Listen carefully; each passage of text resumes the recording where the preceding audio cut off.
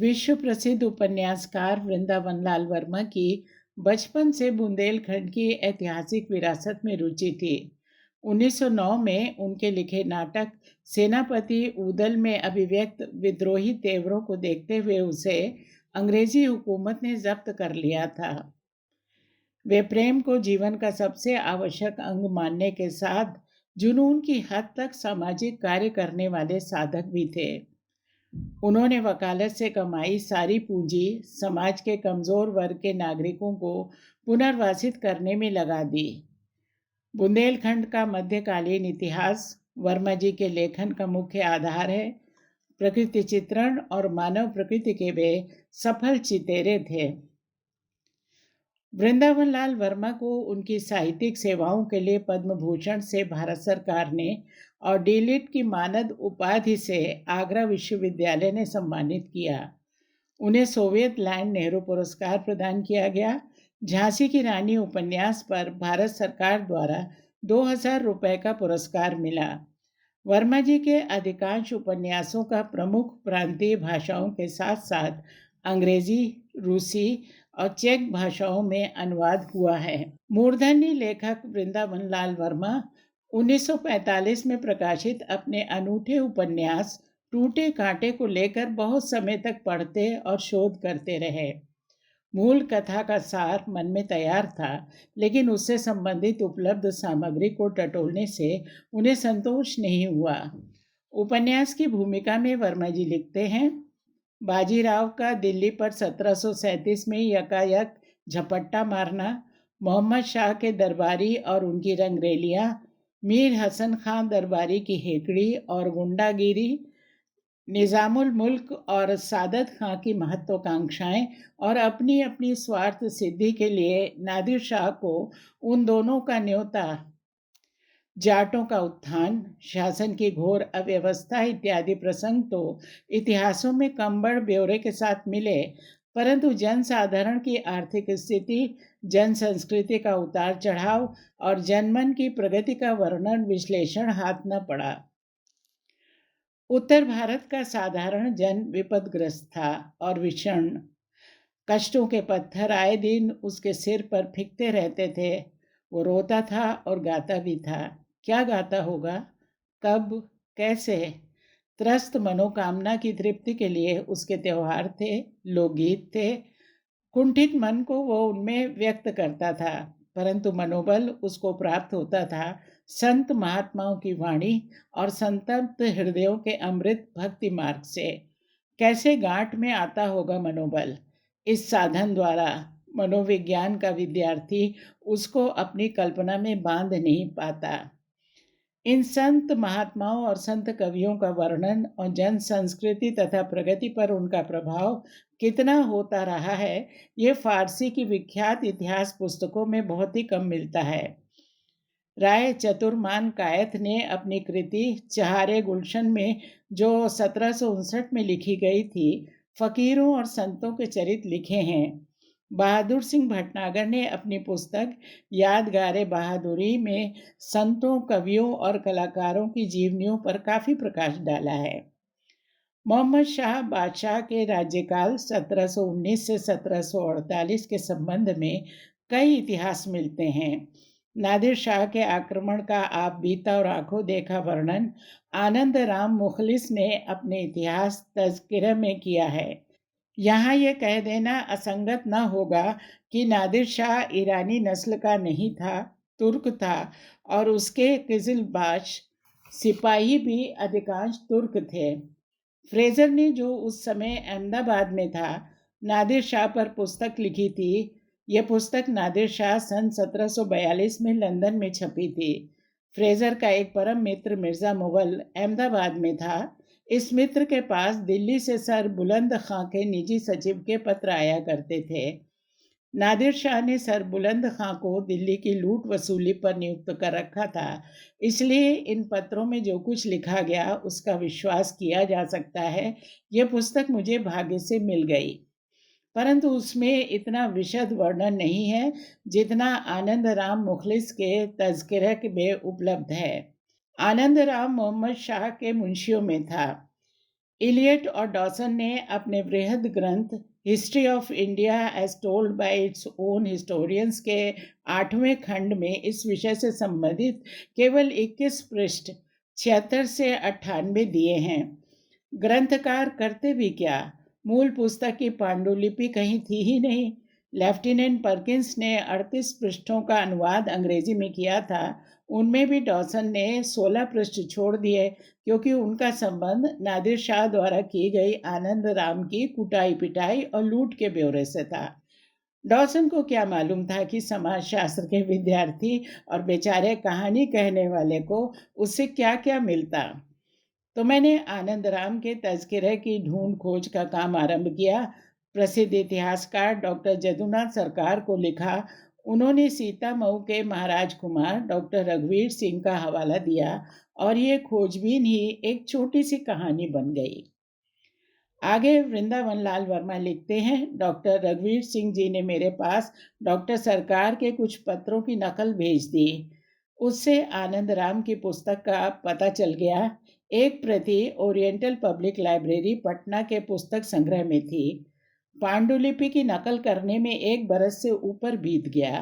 पटना बांकीपुर में सांप्रदायिक झगड़े हो पड़े और मेरे लिए जो प्रतिलिपि तैयार की गई थी उसे उत्पातियों ने जला दिया। बड़ी बात कि असली प्रति बच गई। उसकी प्रतिलिपि फिर से की गई और डॉक्टर रघुवीर सिंह जी की कृपा से मुझे प्राप्त हो गई। मैं डॉक्टर रघुवीर सिंह जी का कृतज्ञ हूँ और डॉक्टर जदुनाथ सरकार का भी। टूटे कांटे में उमर खयाम की एक रुबाई के हिंदी पद्यानुवाद का उपयोग किया गया है। अनुवाद मेरे परम मित्र श्री मैथिली शरण गुप्त का है। उनको क्या धन्यवाद दूँ। उन मौलाना साहब को नहीं भूल सकता जिन्होंने तज़किरा का हिंदी अनुवाद कई बैठकों में मुझे धीरे धीरे सुनाया, क्योंकि मैं फारसी नहीं जानता, यहाँ तो उर्दू में भी खलल है। फिर बारी आई ख्वाजा अब्दुल करीम खां काश्मीरी की पुस्तक बयाने बुकाए या बयाने वाकई की। नूरबाई का वृतांत इसी में है।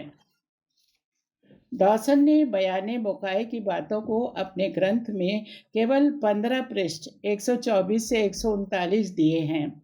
ग्रंथ बड़ा है और महत्व का भी। इसकी एक प्रति लाहौर पब्लिक लाइब्रेरी में है। इस पुस्तक से काम की बहुत सी सामग्री मिल गई। इसके लिए बहुत धन्यवाद एक पाकिस्तानी मुसलमान मित्र को जिनका नाम नहीं ले सकता।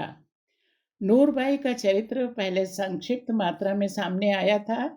Letter Mughals by Irvine volume 2 page 371 में इरविन ने बतलाया है कि विजेता नादिर शाह ने कठिन अभियानों में से कुछ अवकाश मनोरंजन के लिए निकाला।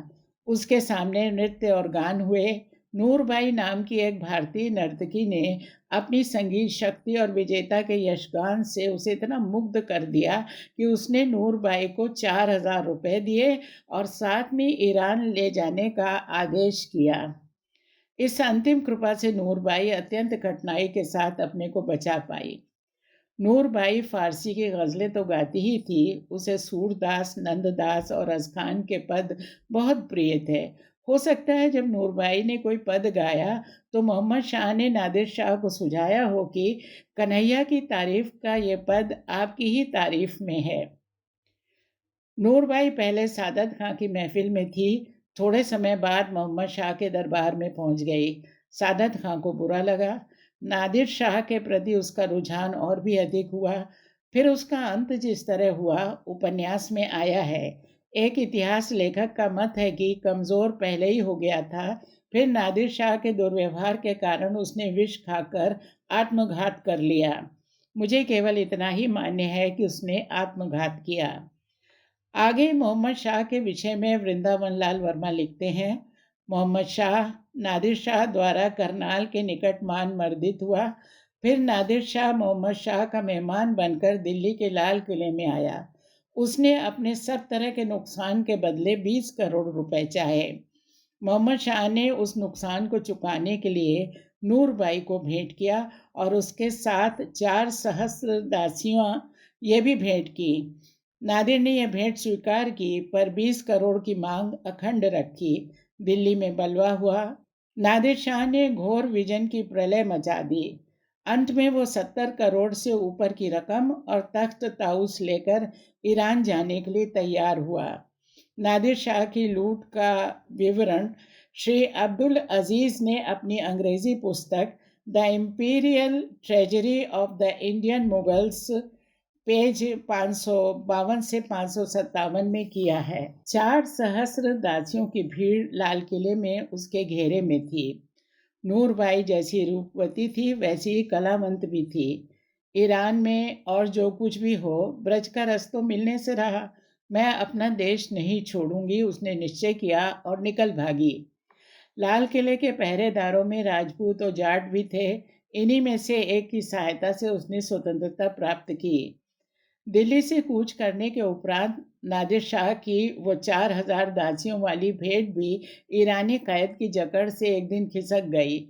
उनका उद्धार प्रकृति ने किया। 57 दिन दिल्ली में प्रलय मचाकर नादिर शाह 5 मई 1739 के दिन ईरान के लिए चल दिया। साथ में 70 करोड़ रुपए का सोना, जवाहर इत्यादि, 4000 दासियां, 130 मुंशी, ईरान में ठिकाने का हिसाब किताब रखने के लिए 300 राज कारीगर, 200 लुहार, 200 बढ़ई और 100 संग तराश। ईरान में दिल्ली सरीखा एक सुंदर नगर जिसे भस्मीभूत करके चला था खड़ा करने के लिए। एक दिन चिनाब नदी के किनारे पहुंचते पहुंचते घोर वर्षा हुई। नदी में बाढ़ आई। 2000 ईरानी सिपाही बाढ़ में डूब मरे। आगे की यात्रा असंभव हो गई। दासियां और वे सब दास प्रकृति के इस स्वर्ण अवसर से लाभ उठाकर बच निकले। वर्मा जी लिखते हैं, जब नादिर शाह दिल्ली में था, नूरबाई तभी निकल भागी थी। दिल्ली का बलवा और जनवद उसके पहले नहीं हुआ था।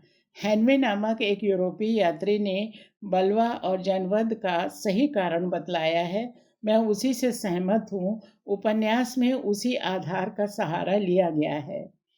फारसी के इतिहास लेखकों की खुशामद, अपने पोषकों की उपासना और सच्ची घटनाओं को शब्दों के जाल और अलंकारों के घटाटोप में छिपाने की निर्भीक आलोचना और भर्त्सना मुंशी सदासुख देहलवी ने अपने फारसी इतिहास मुंतखाबुत तवारीख में की है।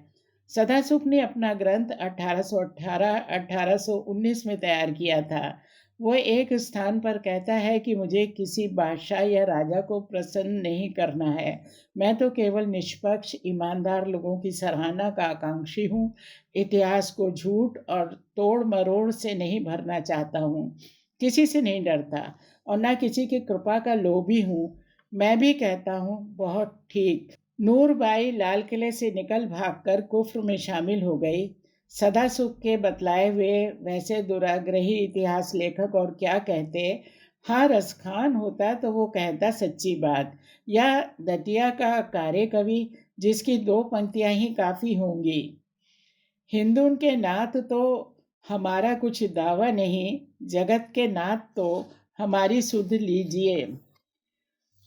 नूरबाई ब्रजतीर्थ में कैसे पहुंच पाई होगी जब दिल्ली में कहर बरस रहा था। नादिर शाह के सिपाही दिल्ली के आसपास 30-40 मील तक मार धाड़ कर रहे थे। वो कैसे निकल पाई होगी, पर वो तलवारों के तूफान में से बच निकली, इसमें कोई संदेह नहीं। फिर वो क्या से क्या हो गई, ये तुलसीदास के इस पद से कुछ तो समझ में आ सकता है।